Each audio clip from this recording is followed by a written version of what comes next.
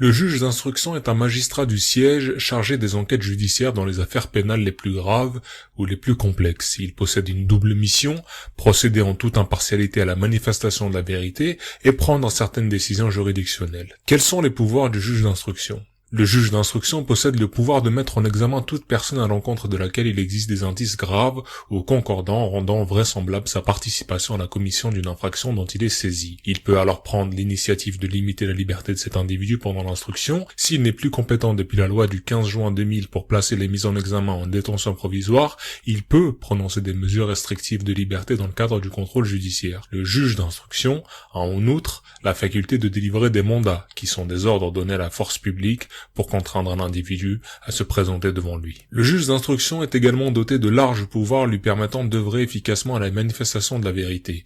Il peut se déplacer sur les lieux, procéder à des perquisitions et saisies, ordonner des expertises, entendre les victimes et témoins, etc. Dans la pratique, cependant, le juge n'exerce pas directement la plupart de ses facultés, il les délègue à la police judiciaire, dite PJ, dans le cadre de commissions rogatoires. À l'issue de l'instruction, le juge prend une ordonnance de renvoi de l'affaire devant la juridiction de jugement. S'il estime qu'il existe à l'encontre d'une mise en examen des charges suffisantes, dans le cas contraire, il rend une ordonnance de non-lieu. Au cours de l'instruction, le juge est amené à prendre des décisions juridictionnelles, par exemple lorsqu'il place un individu sous contrôle judiciaire ou qu'il refuse de procéder à un acte demandé par une partie. Il procède alors par ordonnance motivée, prise après réquisition du ministère public. Ces ordonnances sont notifiées aux parties et à leurs conseils qui peuvent en interjeter appel.